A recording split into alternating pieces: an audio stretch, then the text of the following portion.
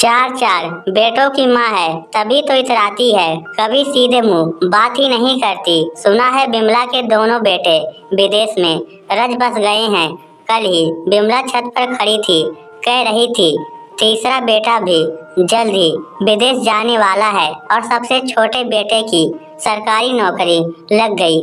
सच बड़े भागों वाली है बिमला, पांचों उंगलियां घी में और सिर कढ़ाई में, और हो भी क्यों ना। बड़े दुख सहकर बेचारी ने बच्चों को पढ़ाया लिखाया है। ये सब तो बिमला का ही मेहनत का फल है जो उसके बच्चे आज इतनी ऊंचाइयों पर हैं। सही है, ठाठ है बिमला के। शायद ही मोहल्ले का कोई व्यक्ति हो जो बिमला की प्रशंसा ना करता हो। पति के चल बसने के बाद बिमला पर तो जैसे दुख का पहाड़ ही टूट पड़ा था।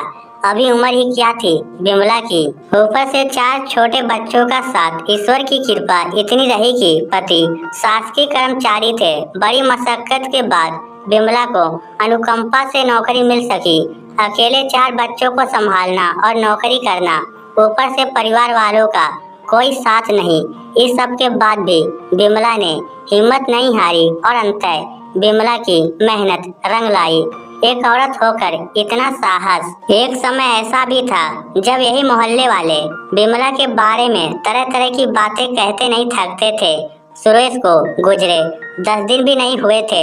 अरे अभी उम्र ही क्या है बेचारी की, देखना दूसरी शादी करेगी। हाँ सही है, 4 बच्चों को अकेले पालना भी तो कितना कठिन है। कौन बिहाएगा 4 बच्चों की माँ को। जितने मुंह उतनी बातें। बिमला के हृदय की वेदना तो वही समझ सकता था जिसने ये पीड़ा सही हो। पति से ही सारे रिश्ते होते हैं, पति नहीं तो कौन पूछता है। इस एहसास की कसर भी बिमला की देवरानी कामनी ने पूरी कर दी। एक दिन वह भी बिमला से बोल पड़ी, दीदी हमारे साथ भी 2 बच्चे हैं। दोनों बच्चों की फीस भैया की तो सरकारी नौकरी थी, लेकिन इनका तो प्राइवेट काम है। चला तो चला, नहीं तो। दीदी मेरी बातों का बुरा नहीं मानना, आप तो मेरी बड़ी बहन जैसी हो। लेकिन बिमला मन ही मन समझ गई। आंखों में आंसू भरकर कमरे की ओर जाते हुई बस खुद से एक ही सवाल कर रही थी। कल तक सुरेश जीवित थे, सारी दुनिया अपनी लगती थी। सुरेश के जाते ही बिमला जीवन के कठिन दौर से गुजर रही थी। आंखों में आंसू भी आते तो बिमला को देखकर उसके बच्चे रोने लगते। बिमला की हालत तो ऐसी थी जैसे शरीर से प्राण निकल गए हो और सांस चल रही हो। घर पर लोगों का आना जाना लगा रहता, जितने लोग उतनी बातें। सुरेश के ऑफिस के भी कुछ लोगों का घर मिलने आना हुआ। सुरेश के व्यवहार के बारे में सुनकर बिमला बार बार रुआसी हुई जा रही थी। भाभी जी होनी थी सो हो गई, लेकिन अब आपको अपने बच्चों के लिए खुद को संभालना होगा। आप इतनी तो पढ़ी लिखी हैं कि आपको अनुकंपा पर नौकरी मिल सकती है। ये बात सुनते ही बिमला के मन में आशा की किरण जागी। नौकरी का शब्द बिमला के हृदय में जख्मों पर मरहम का काम कर गए। सुरेश के ऑफिस के मित्रों के सहयोग और मशक्कत के बाद बिमला को नौकरी मिल गई। नौकरी लगते ही बिमला के प्रति घर वालों के तेवर तो बदल गए, लेकिन इस सब के बाद भी बिमला के संघर्ष कहाँ कम होने वाले थे। 4 छोटे बच्चों को किसके सहारे छोड़ती। देवरानी ने पहले से ही बिमला के मन में खटास भर दी। परीक्षा तो 1-2 दिन की होती है, लेकिन कई वर्षों का संघर्ष बिमला को वज्र सा मजबूत बना गया। अपने काम से काम रखना, ना ज्यादा बोलना, ना बातचीत। 34 साल की बिमला आज 60 वर्ष की हो चुकी थी। चमकती काली आंखों पर चढ़ा मोटा चश्मा जीवन के हर दृश्य को स्पर्श करता था, लेकिन फुर्ती और आत्मनिर्भरता आज भी वैसी ही जैसी 35 साल पहले थी। कुर्सी पर बैठी बिमला राहत की सांस ले रही थी। दोनों बड़े बेटे विदेश में रच बस गए और तीसरा बेटा भी जल्द ही विदेश जाने वाला है।